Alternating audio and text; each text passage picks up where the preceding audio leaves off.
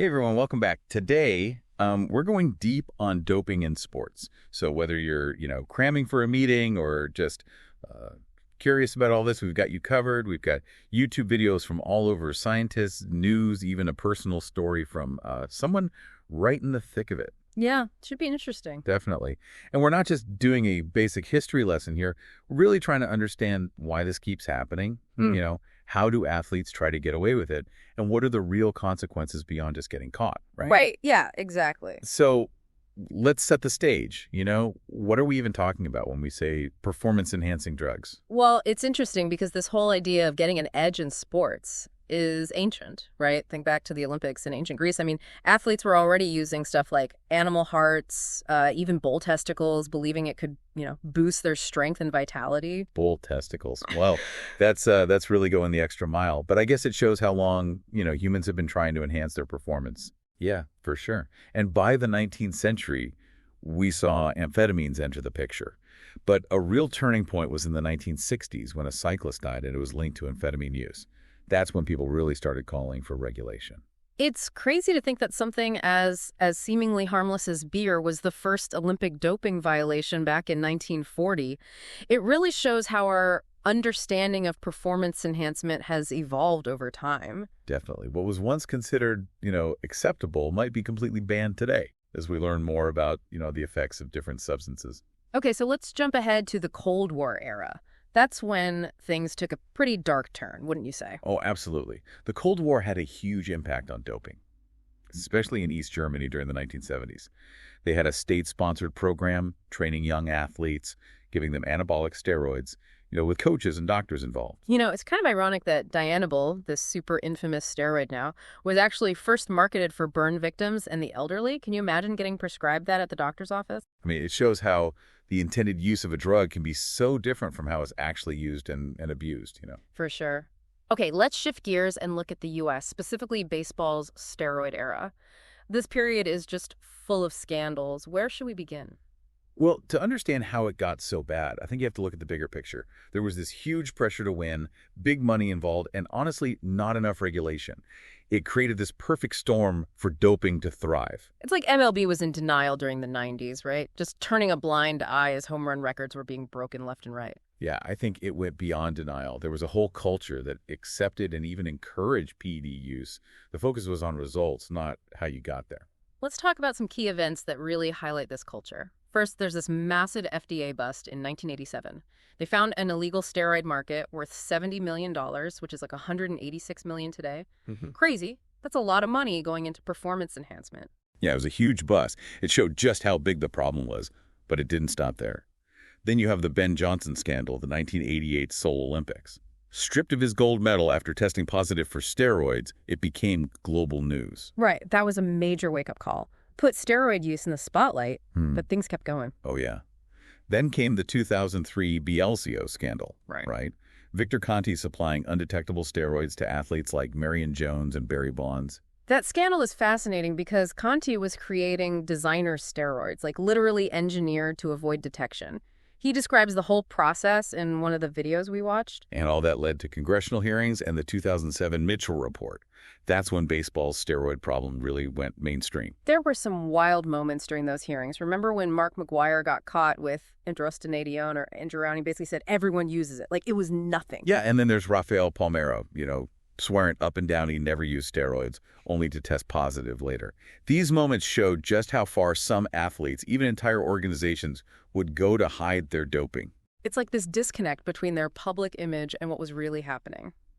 Speaking of which, let's move on to the NFL. It always seems like there haven't been as many scandals in football. Why is that? Well, there are a few reasons. One is the players' union. Through their agreements, they have a lot of power in limiting testing and shielding players. So the system itself makes it harder to catch players who might be doping? Kinda, yeah. The agreements often focus more on player rights than, transparency and accountability. But that doesn't mean doping isn't happening in the NFL. Right. There have still been cases. Julian Edelman, for example, got suspended for 4 games in 2019, even though he was the Super Bowl MVP that year. And then you have the whole Toradol thing, this painkiller that's been linked to long-term problems for guys like Jeremy Newberry. The pressure to play through pain is intense, and sometimes it leads players down a bad path. Yeah, and let's not forget the whole Peyton Manning HGH thing. Never proven, but it definitely raised some eyebrows, about what's going on at the top levels of the NFL. It definitely did. So we've been talking a lot about baseball and football, but doping isn't just limited to those two sports, right? What are some examples in other sports? Oh, for sure. Bodybuilding, for example, has a long history of open steroid use. Even guys like Arnold Schwarzenegger admitted to using them back in the day.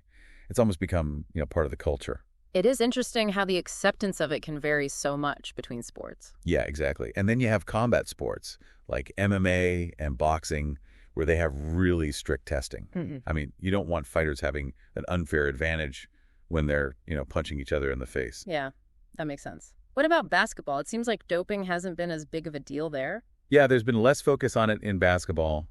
Some people say PEDs might not be as helpful in a sport that's more about skill and agility, than just raw power. But there are definitely different opinions. We have John Sally, an NBA champ, saying, what difference does it make if they use steroids? It doesn't make you hit the ball better. Sounds like he's downplaying the effect of PEDs in basketball. Right. But then you have coaches like George Karl saying the NBA still has a drug issue, even with supposedly stricter testing than other leagues. So it's clearly still up for debate. Okay, let's dig into the science behind all of this. How do these PEDs actually work? What makes them so effective? And, what are the risks involved? Well, they work in different ways, depending on the specific substance. Anabolic steroids, for instance, basically mimic the effects of testosterone. So they sort of hijack the body's natural process to build muscle and strength faster, is that right? Yeah, pretty much. When you take anabolic steroids, your body's flooded with testosterone, which leads to more protein synthesis and ultimately bigger, stronger muscles. But it's important to remember those gains come with a price. We talked about some of the side effects earlier, but let's dive in a little deeper. What are the risks athletes are taking when they use steroids? Well, the list is long. Steroids can mess with your liver, kidneys, even your heart. They can cause mood swings, aggression, acne. For guys, you might see shrinking testicles and lower sperm count. And for women, you can get more masculine features, like a deeper voice and facial hair. It sounds like you're trading short-term gains for some potentially serious long-term problems. Yeah, that's the trade-off athletes have to weigh. And it's not just physical, right? There's the psychological and ethical side of it, too. The pressure to win, the fear of getting caught, the shame, the guilt. It can really take a toll. Definitely. Okay, let's talk about blood doping. One of the videos mentioned that it can increase endurance by something like 34%. That's a huge advantage, especially for endurance athletes. How does that even work? So blood doping is all about increasing the number of red blood cells in your body. Red blood cells carry oxygen to your muscles, so more red blood cells means your muscles can work harder for longer. Athletes do this by getting blood transfusions, either with their own blood stored earlier or blood from a donor. So you're basically supercharging your blood's ability to deliver oxygen. But I imagine there are some risks that come with messing with your blood like that. Oh yeah, it's definitely risky. Thickening your blood like that increases the risk of blood clots, which can lead to stroke, heart attack, even death. It's a big gamble.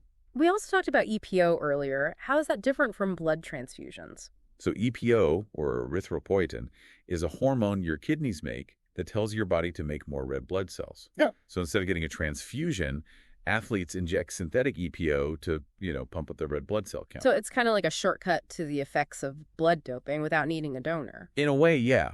But it's important to know that it comes with the same risks as transfusions. Blood clots, stroke, heart problems. Yeah. It's just not safe. Got it. Okay, let's talk about human growth hormone, or HGH. It seems like that's become a really popular PED, but it's also super hard to detect. Why is that? Well, HGH is something our bodies make naturally. It helps with growth and cell regeneration, Athletes use synthetic HGH to boost muscle growth, speed up recovery from injuries, and maybe even improve their sprinting. The problem is the tests for HGH aren't very reliable. Athletes can use it and get away with it pretty easily. It's like that cat and mouse game we were talking about. They're always trying to stay one step ahead. Exactly. It makes it tough for the anti-doping agencies to keep up. What about the health risks of HGH? What are some of the downsides? Well, using HGH for a long time can cause joint pain, swelling, carpal tunnel syndrome, heart disease, even increase the risk of certain cancers. It's definitely not something to mess around with. So with all these PEDs, we've talked about steroids, blood doping, EPO, HGH. It seems like the risks often outweigh the potential benefits. Is there any kind of performance enhancer out there that's considered safe? Well, that's a tough one. Even things that seem harmless can have unintended consequences, Mhm. especially when you use too much or mix them with other stuff. You know what I mean? Yeah, I get it. Okay, so we've talked about the physical and ethical stuff, but what about the impact on sports themselves? How has doping changed the way we see athletic achievement? Well, I think it's definitely eroded trust in sports. Mm, You see a record broken, and you can't help but wonder, did they do it through hard work or was it chemicals? It kind of casts a shadow over everything. really makes you question everything you see. For sure. And it creates this uneven playing field when some athletes are doping and others aren't. It's just not a fair competition anymore. It's almost like doping has forced us to redefine what it means to be a champion. Yeah, I think that's a good way to put it. It raises the question, are we really celebrating real achievement, or are we rewarding those who are willing to take the biggest risks, even if it means hurting themselves and, hurting the sport itself? It's a tough question with no easy answer. Definitely. And it goes beyond sports. It's about our values as a society. What are we willing to sacrifice to get ahead? That's a great point. Okay, so we've seen how doping affects athletes, sports, and even society as a whole. What about the fight against it? Is the current system of testing and punishment actually effective? Well, it's a work in progress. Technology is getting better, making it tougher to cheat. But athletes and coaches are also getting smarter, finding ways to beat the system, whether it's microdosing or using new drugs that are hard to detect. It's that cat and mouse game again. Exactly. And then there's the question of punishment. Are suspensions and fines enough to really stop someone from doping? Especially when you consider the money in professional sports. A 4-game suspension doesn't seem like much compared to, a huge contract. That's right. And that's where we need to start thinking about bigger changes. How can we make doping just not worth the risk? Not just for the athlete, but for everyone. That's a huge question. Where do you even start with something so ingrained in the culture of sports? Well, one interesting thing we saw was the San Francisco 49ers teaming up with Stanford University for player health care. Kind of a cool idea. Oh, yeah. Tell me about that. How does that partnership even work? Basically, the 49ers are paying Stanford to provide independent health care to their players. So there's no conflict of interest, like when the team doctor is employed by the team. So the doctors at Stanford are prioritizing the players' health, not just getting them back on the field quickly. Exactly. And it seems to be working. They've seen a drop in painkiller prescriptions since they started. That's great. Maybe there are ways to build a system where athletes don't feel pressured to take shortcuts with their health. It's a good sign for sure. But there's still work to do. We need to keep exploring new approaches, new tech, and new ways of thinking about performance enhancement. Yeah, totally. It feels like this is a conversation that needs to happen on all levels, right? We need better testing, tougher punishments, and maybe even a whole new way of looking at athletic achievement. I agree. We need to change the whole mindset of winning at all costs. We need to start celebrating the athletes who do things the right way, the ones who put their health first and inspire others to do the same. It's crazy how this whole thing goes way beyond just sports, right? Oh, absolutely. It makes you think about all the pressures we face, like in our jobs, our personal lives. It's like we're constantly being told to be better, faster, stronger. It's no wonder people are looking for shortcuts. It's like this push and pull between pushing limits and, sticking to your values. Yeah, and that tension isn't just in sports. You see it in business, politics, everywhere. That desire to succeed, it can really mess with your head sometimes. Talking about all this, one thing that keeps coming up for me is technology. Oh, for sure. Mm. Tech plays a huge role on both sides of this, right? Like better testing makes it harder to cheat, but it also helps athletes find new ways to cheat. It's that arms race again. Exactly. And it's not just the science, it's the information too. Athletes today, they have access to so much info about PEDs, how they work, how to use them. It's crazy. So it's not just the drugs being out there. It's also the knowledge and, the connections that let athletes use them effectively. Right. And that's where education comes in. Yeah. We need to teach athletes about the risks. Not just the physical stuff, but the ethical and legal stuff too.